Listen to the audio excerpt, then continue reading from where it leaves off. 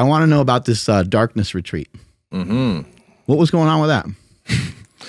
Yeah. So I wrote a book called The Align Method that came out originally like 3 years ago. And then there was a revised version that came out like a year ago. In that book, one of the chapters is about vision and the way that your vision affects, it's like it's like a toggle for your physiology. Mm-hmm. And that's kind of like we were talking about, like looking up makes you feel a different way than looking down, looking left, looking right, going into panoramic vision. Like Andrew Huberman he's probably like the godfather of this, at least in popularizing a lot of this research. So if we're stressed out, we're going to probably get a little bit more myopic and focused on the task. If we're just chilling, we're going to go into that panoramic vision, relax the eyes. In that chapter and doing research for that, which Andrew Huberman actually helped with that chapter and like revising, which I'm immensely grateful for. One of the things was like, oh, interesting. It's all about like vision and light and circadian rhythms and stuff. What about no light? And so in that we included this thing called darkness retreat. And so in they brought it back, I think pretty much originally in the Czech Republic was kind of like the big bring back of it. It's originally a Buddhist thing.. They do it in Colombia. A tribe called the Kogi people do it through childhood for like a while. It's like a big part of their childhood. What do you mean a while, real quick? I've heard that it's 8 years, and they come out. They come out. They just don't go out in the sun. Some Bane type shit right there. Yeah, Yeah. yeah. I've heard that. I don't quote me on that. I'm not confirmed that. I need to like meet some Kogis and be like, come on, son, like 8 years, like bro. Yeah. But yeah, they're very much like that tribe. I think a big part of and I don't know a lot about the Kogi people. But a big part of their thing is like spiritual transcendence and stuff like that. It's like a part of their culture and like the dream state. So we put a lot of energy into the waking state. Yeah, yeah. Waking state is kind of just another dream. It's just a waking dream. And then there's the dream state, which is what we collectively like, aha, cool, that's just a dream. Mm-hmm. But ultimately, like the world is a bunch of waves and particles and frequencies going into our eyes. And then we're flipping the image upside down and it's going through this processing chip. And it's just particles and waves. It's not that we tie the meaning onto it based off of the story that we tell ourselves about it. Yeah. And ultimately, it's the difference between sleeping and waking, like who knows? Maybe this is kind of an interesting idea. The idea that like perhaps this, have you guys ever thought about this of when you have a dream, it feels like it's forever. Yes. And the idea of like, maybe what we're doing right now is just a big, like you're going to wake up from this thing at some point. Yeah. Anyways, that's like Kogi stuff. They're like, yeah, like let's lean into that part. But so in that chapter, we wrote about that.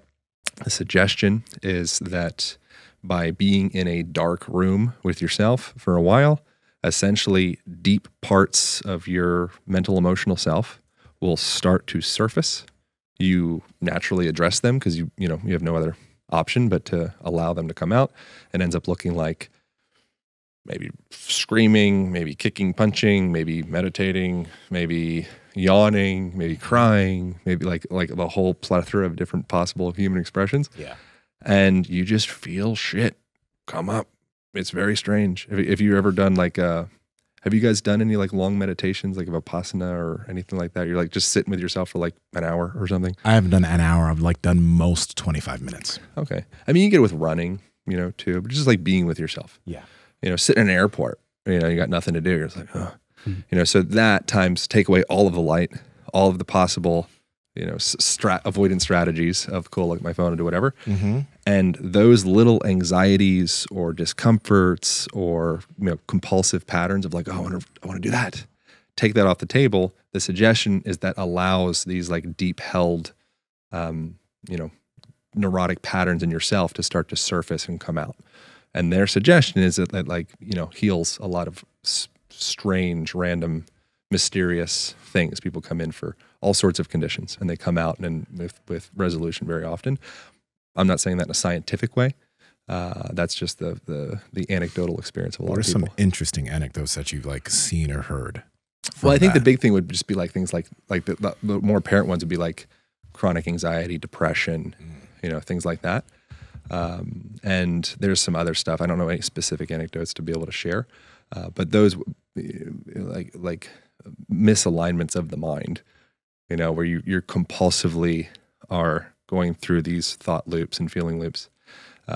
If you're with it, if you just sit with it, typically, and this is a very Buddhist perspective as well, in Buddhism they call this the samskara is a term for, it literally translates to impression. And so at some point in a person's life, we've all had them, you have some quote unquote traumatic experience happen. Trauma would just be, to put definition onto like a very nebulous word that gets thrown around, you could say trauma is just something that, some event that happened that you didn't have the resources to be able to process. So instead of actually like allowing, like be with the thing, make reason of it, move through it, you just kind of like repress it, stuff it down. So that'd be like, that from a Buddhist perspective would be like an imprint in your body. This event that happened was so hard, but you didn't feel maybe like safe enough. It wasn't the right environment. So you're just like, okay, I'm just going to like not deal with this. Didn't work it out. Yeah. So, I felt like I needed to cry. I felt like I needed to scream. And you're just like, you'd like put it in. That, not me. Yeah. Yeah. I never do that. Yeah. Yeah. And so the suggestion is, and a lot of this stuff is kind of hard to describe, but I'm like, I think this is about, this is about the best I can do at describing it. But they stay almost like a physiological, mental, emotional imprint, and you carry it. It starts to affect the way that you make decisions, affect the way that you, just like your behavior, your relationships, why you do the things that you do. Could be how many people have done a thing where they were really shamed when they were 10 years old because they got beat up by the bully. Now suddenly they're like a black belt in jujitsu and they drive like a murdered out car or whatever, and they're just like, never again. And they're still angry. It's like, bro, you were 10. Like, let it go. So the suggestion from that philosophy, and I think there is a lot of legitimacy to this, but it's just hard, how like science is, like science has to catch up in a way. But the suggestion is if you be with those things instead of do the avoidant pattern to kind of like get out of that sensation, then it's essentially like that anxiety or the uncomfortable sensation is literally that imprint of that experience trying to surface in a way and like get out. And if you just sit with it for long enough, the suggestion from those traditions would be that it will actually be able to move through and out of the body, and you can feel more at peace essentially. Power Project family, how's it going? Now, we talk about sleep all the time on the podcast because it's one of the biggest things that helps you with your health and fitness, your recovery, your muscle gain, your fat loss, everything. That's why we've partnered with 8 Sleep for such a long time now, because the technology behind the mattress allows you to track your heart rate, the amount of times it takes you to fall asleep, your tosses and turns, your heart rate variability. It changes its temperature through the night based off how you sleep, but not only yourself, but maybe your partner on the other side of the bed. It is an amazing mattress. Andrew, how can they learn more? Yes, head over to 8sleep.com/powerproject. That's 8 spelled out, EIGHT, sleep.com/powerproject. Along with more information, you guys will actually save $150 off of your entire order automatically. Links to them down in the description as well as the podcast show notes. What's the darkness retreat like? You go into like a That's weird. dark room or something? Or, Yeah, so and for how long? So the one that I did was 5 nights and 4 days. So it was 108 hours, which is kind of like a funny number. And essentially it's like just a bed, a little yoga mat, a little like meditation cushion thing, a bathtub, which is very nice. And then like a very small little like cubicle of a bathroom. And you go in and you have like, you blow out the little candle at night, and then you're like, poof, like we're in. Like, okay, like what have I done? Like this doesn't, I don't think I really am that excited about being here anymore, was my experience. And then you just fucking sit with yourself. Do they bring you food? Yeah, once a day. Yeah, every Once a day day. around like 5 o'clock. So like Place what called do they- Sky Cave Retreats in Oregon, Ashland. Sky Cave Retreats. So what happens? Like, do they knock on your door and say, you close your eyes, whatever, you put a blindfold on, they come in, put your food in, or like, how's that work? Yeah, so it's like a box of sorts, and so he can open up one side of the box, drop the food Like for in the prison. whole day in there, and then close the box, and then you can open it up, and you won't get light that comes in. Wow. Yeah, it's weird. It's a weird thing, man. But it's one of those things that for me, it felt like kind of like a rite of passage in a way, Okay. which is something that's very common in a lot of cultures. Mm-hmm. You know, you could go to there's a tribe in the could you look up actually rite of passage hand in glove with fire ant. I've seen that. I've heard of it. Yeah. So that's I don't know what tribe it's from exactly. But there's endless there's like this like the sun dance, where you like you starve yourself and you're hung by a tree and it's I think it's like 3 days or so, I believe is how long that is.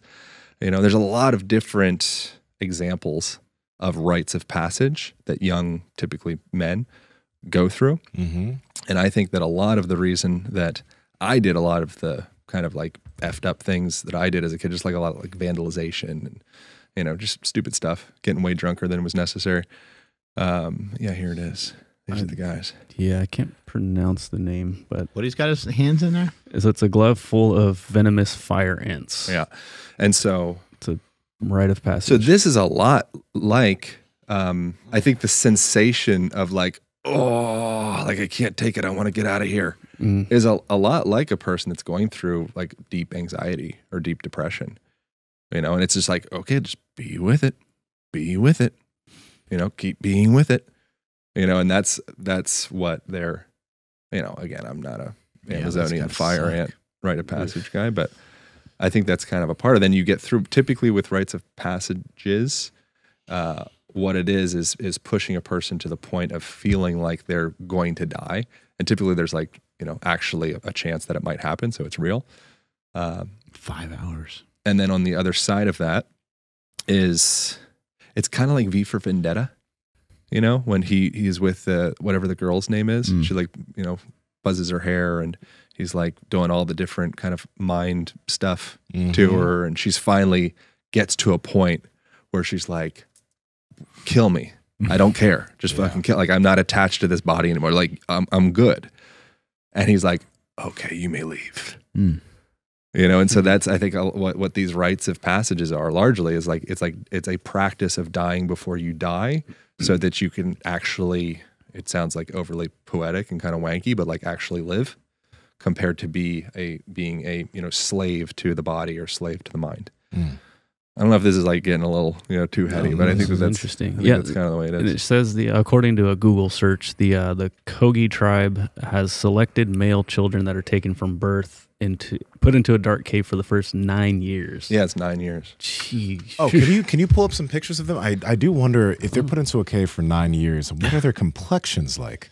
There's the Kogi tribe in is it somewhere in Africa? Somewhere in where is it? That's Colombia. Colombia. Yeah. I do wonder like what they look like.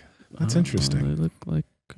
Yeah, the Buddhist tradition, I think, is 48 days, which that's the 48 or 49 days. But 49 days is the amount of time that the Buddha was said to sit under the tree to achieve enlightenment, whatever the tree was. Well, what did you learn about yourself after that 5 nights, 4 days? And it was really recent. So do you think like maybe like 2 years from now, you'll have learned a lot more about it? Probably. Yeah, I'm in like some shit right now. Like there's like a lot of, because we had to reschedule because you're like, I don't know, man. I don't know if it's a good idea for me to come from that right to this. Crying afterwards. It wouldn't have been good, honestly.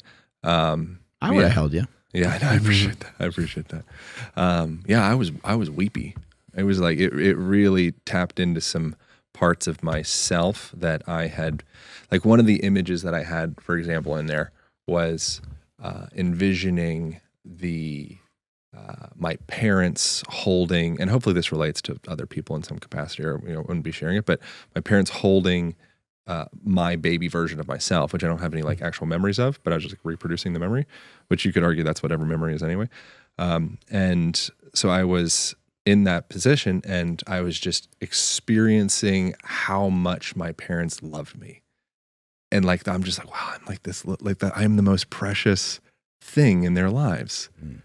Like, and started to feel that sensation of feeling just like just that depth of love and acceptance. And, like, wow, like I'm like, it's a fucking miracle, man. And like, feel like that feeling of connection. Whereas a lot of people, I think they could even have had a childhood that felt like, oh, my parents were great. Typically there's a lot of defense around parents. At least that's what I've experienced myself. Yeah. Like, no, my mom, she loved me.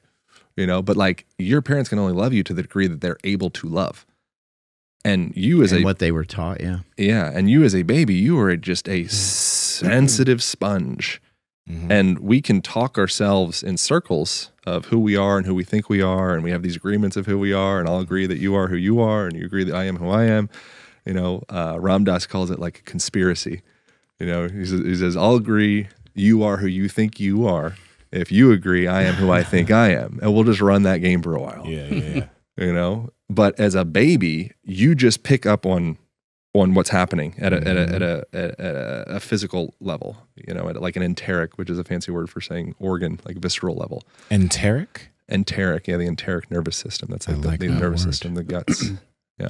Okay. Yeah. So as a child, you're picking up tone, which there's a lot of information imprinted in the tone of someone's voice. You know, so I can tell you like, yeah, I'm fine, bro. Like I'm totally good. We're good. Or you could hear my voice cracking as I'm saying that, or maybe like more high pitch, or maybe I'm looking away from you, or like all of the different things. It's like, okay, cool. Your word said I'm fine, bro, but that doesn't mean anything. I'm fine, bro. Isn't I'm fine, bro. Isn't I'm fine, bro. I'm fine, bro is like, what is your tone saying? What's the pacing of your language saying? What's the dilation of your pupils saying? What are all of these physical like affects? Like that's the real shit. That's what a baby listens to. That's what we listen to too. We just sometimes can trick ourselves with words or text and messages. Stories. Texts are tough, dude. Okay. Never did that happen before. Right? Just one word. Fine. Fine. I'm fine. I'm fine. Yeah, texts are messed up. Yeah. Yeah, emojis are valuable. Emojis. Hieroglyphics. Yeah, I think emojis are like the closest thing to facial affect. Because you can say some words and then you throw an emoji after that. You're like, oh yeah, I get it. Like, cool. Like we're good. Yeah. We're good. Yeah. Little eggplant. Hey, I know you guys enjoyed the video, so like, comment, subscribe, and head to the Power Project Discord below. Talk to y'all later.